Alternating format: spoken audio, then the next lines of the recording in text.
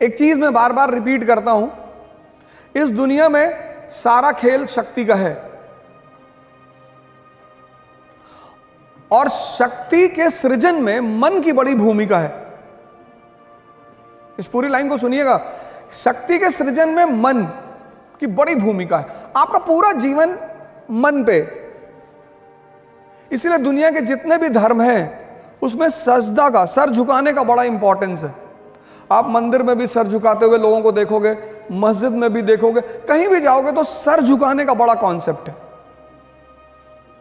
क्योंकि मनुष्य का पूरा जीवन यहां से संचालित है। स्टीफन हॉकिंस की फोटो अगर कभी आप देखो, शरीर खराब है, मन ठीक है, नोबेल प्राइज विनर, 24 प्राइज दुनिया में। और दुर्योधन की अगर आप फोटो देखो तो पूरा शरीर ठीक है, दिमाग खराब है। मैंने कहा ना, आपने देखना बंद कर दिया। आप बादाम का तेल लगा रहे हो सर में, बादाम का शैम्पू लगा रहे हो, बादाम का साबुन लगा रहे हो और खा रहे हो गुटखा।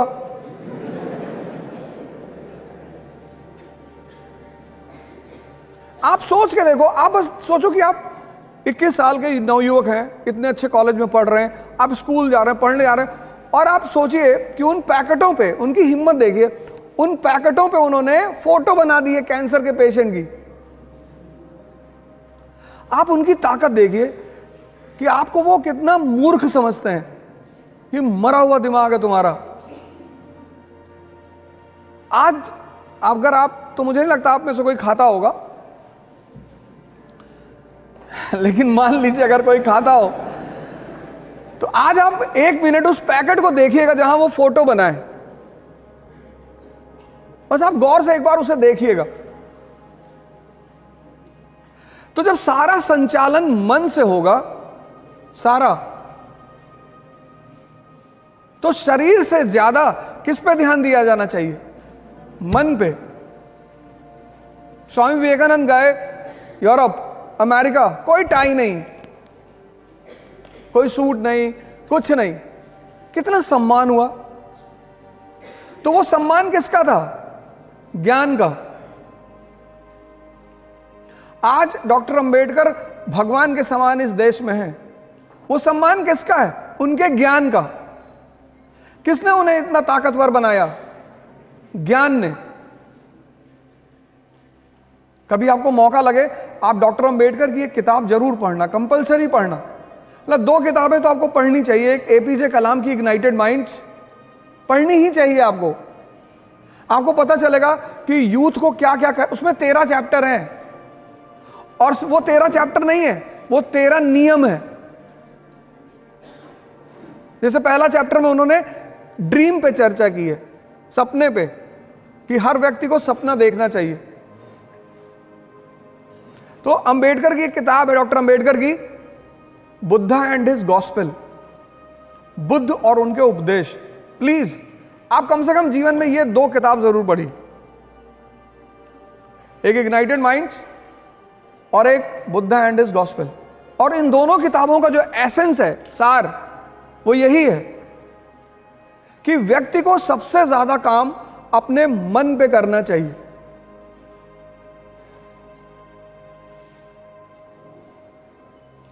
पांच साल से 15 साल तक आपके सामने कोई चुनौती नहीं थी।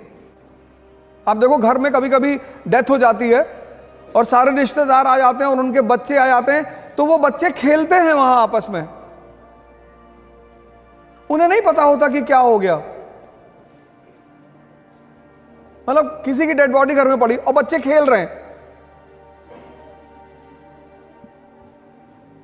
15 साल के बाद आपकी जीवन में, हमारे जीवन में एक चीज शुरू होती है, उस चीज का नाम है चुनौती, चैलेंज।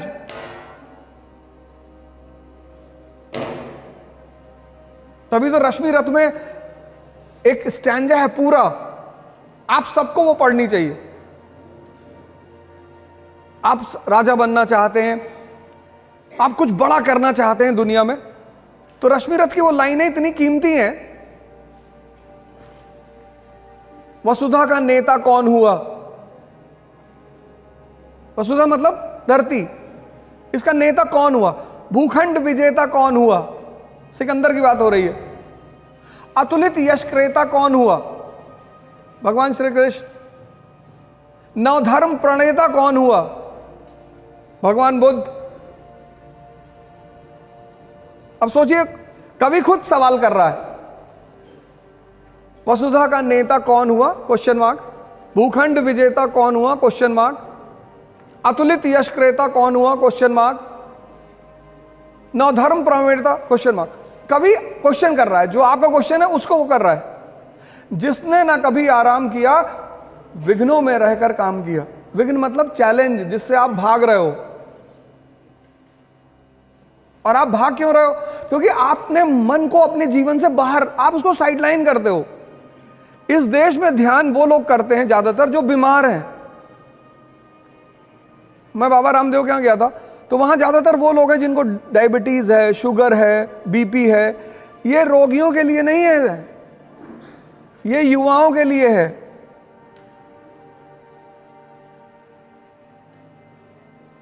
जिसने ना कभी आराम किया, विघ्नों में रहकर काम किया। अब आपके जीवन में चुनौतियां आ रही हैं। आप गौर से देखो, 50% लोग जो यहां खड़े हैं मिडिल क्लास के होंगे।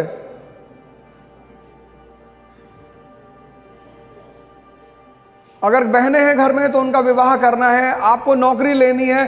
अब आप गौर करो, एक बहुत भयंकर चीज आपके जीवन में आनी शुरू हो चुकी है, चुनौती।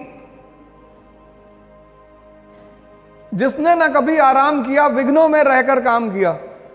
जीवन में विघ्न जब आते हैं, सोते से हमें जगाते हैं। कैसे? मन को मरोड़ते हैं पल पल। आप देखो कितने परेशान रहते होंगे, अनरेस्ट में रहते होगे, मन नहीं लगता होगा, गुस्सा आता होगा, चिड़चिड़ापन पैदा हो रहा होगा। ये सब चीजें शुरू हो चुकी होंगी। अगर आप अपने जीवन को इंट्रोस्पेक्ट अभी करो, ये वही दौर है आपका, सब इससे गुजरते हैं। मन को मरोड़ते हैं पल पल। आप सोचो, जब आप 4-5 लोग रहते हो तो आप रिलैक्स रहते हो। जैसे आप अकेले होते होगे, आपको बेचैनी शुरू हो जाती होगी। ये चीज इस यहां जितने लोग खड़े उसमें से 80% को होता होगा, गारंटी। आपको बेचैनी, आप चाहते हो कि बाहर निकल जाए, अकेले ना रहें, नींद रात में नहीं आएगी। तो आप कहोगे कि रात भर मैं पढ़ता हूं। जब पलटते पलटते थक जाते होगे, तब सुबह नींद आती होगी।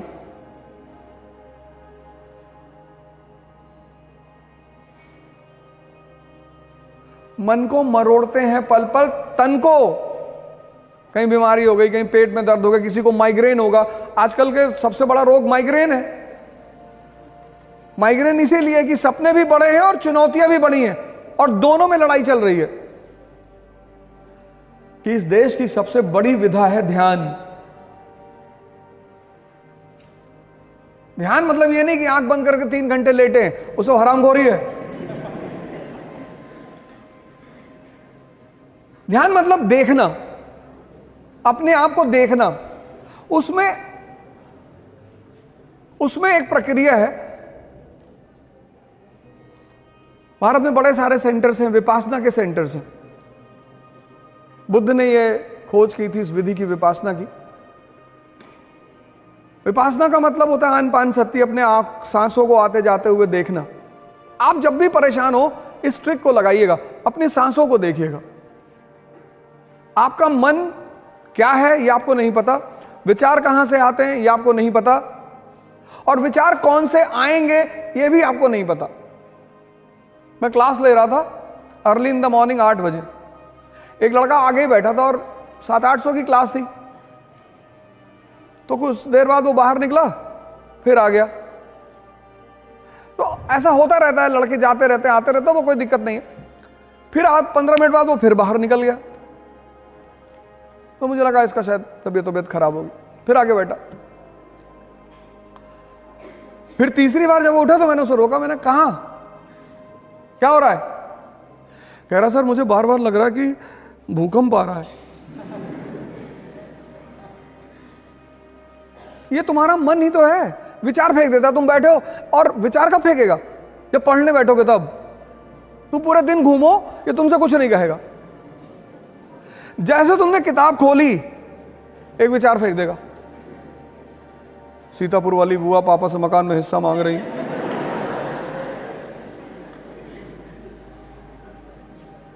आपने कभी गौर किया इन बातों पे? नहीं किया होगा। ये ध्यान है उस विचार को देखना कि मांगने दो हिस्सा। मुझे पढ़ना है, आईएएस बनना है, डॉक्टर बनना है, इंजीनियर बनना है, विधायक भी बनना है। सब आईएएस ही बन रहे, विधायक कोई बनने को तैयार नहीं, सांसद भी बनना है, और फिर बुआ जी का मकान कब्जा करना है। वही जो तुम्हें विचार दे रहा है उसको तुम पलट कर क्यों नहीं दे रहे हो वापस?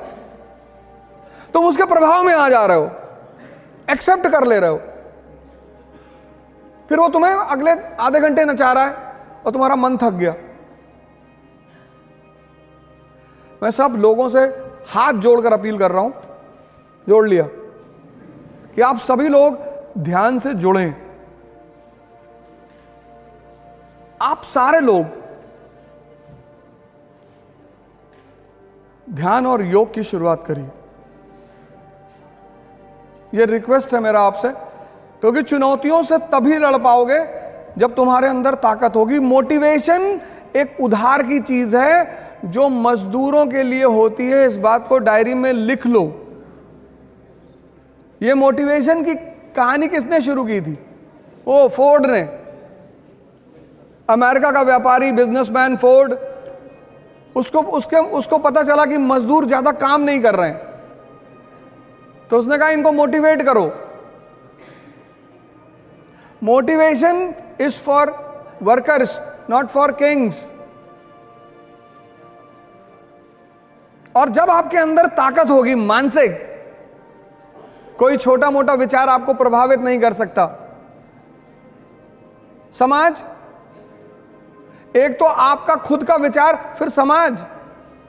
कुछ भी बड़ा काम करने जाओगे तो समाज में ऐसे 10 लोग मिलेंगे, डायरेक्टली नहीं इनडायरेक्टली।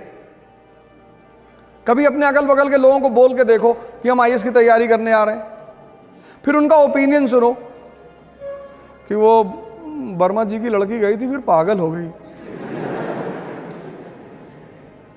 तो सीधे आपको मना नहीं करेंगे कि मत करो।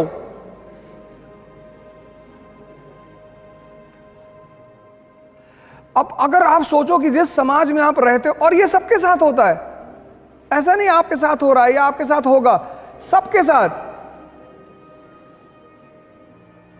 ध्यान शुरू करिए, योग शुरू करिए।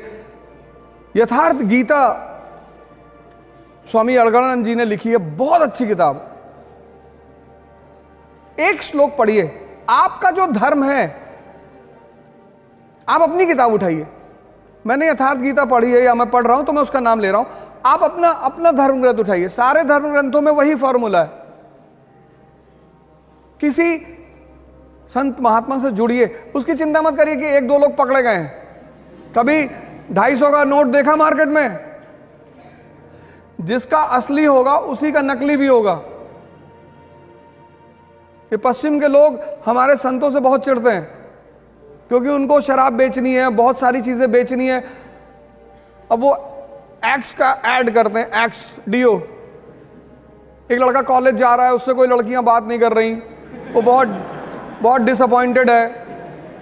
फिर वो तीसरे दिन आता है, फिर वो एक्स लगा के जाता है, फिर परियां गिर रही है आसमान से।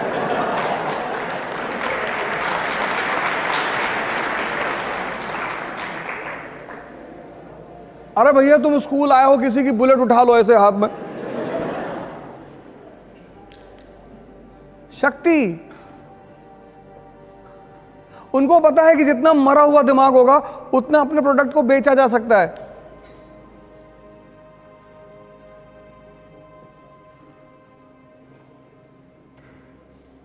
भाई तुम्हारे बहुत सारे स्टूडेंट होंगे जिनके बाल गिर रहे होंगे। चुनौती है, स्ट्रेस है, प्रेशर है, उससे तुम्हारे बाल गिर रहे हैं। सबके गिरेंगे। इसीलिए तुम देखो, बुद्धिस्ट संघ को अगर देखो या मठों को देखो तो स्टूडेंट के बाल सेव करा दिए जाते हैं। उसकी वजह यही कि जब तुम जलोगे, तपोगे तो इस पे असर पड़ेगा।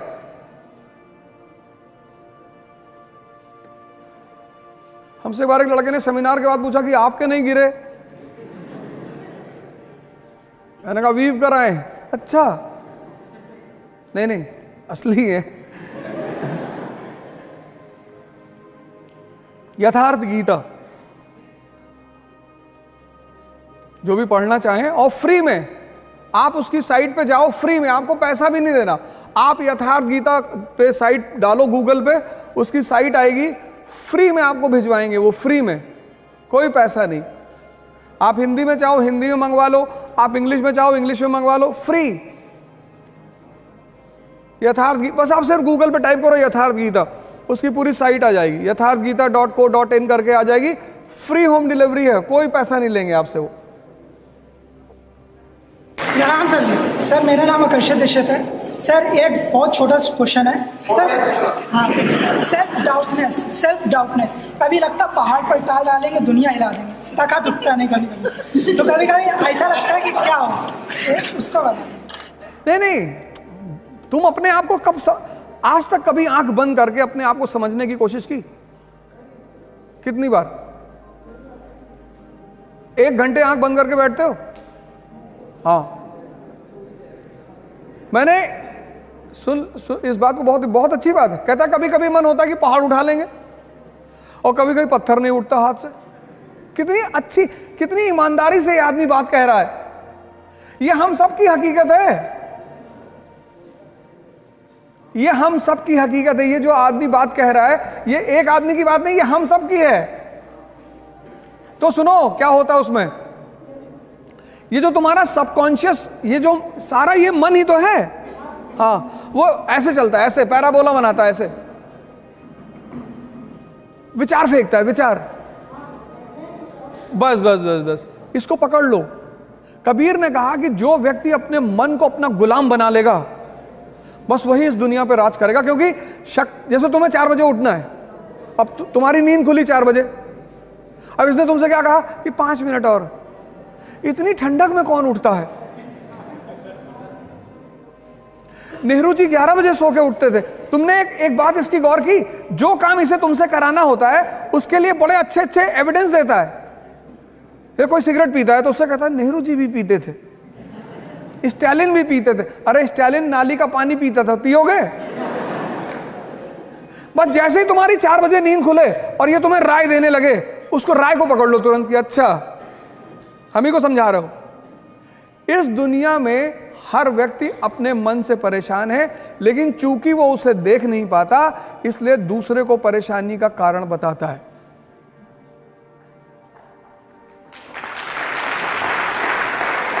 इसलिए सारे धर्मों में आंख बंद करके पूजा करने का प्रावधान है, किसी में खोल कर नहीं है। क्योंकि जब तुम आंख खोलते हो तो तुम्हें दुनिया दिखाई पड़ती, लेकिन जब बंद करते हो तो तुम दिखाई पड़ते हो।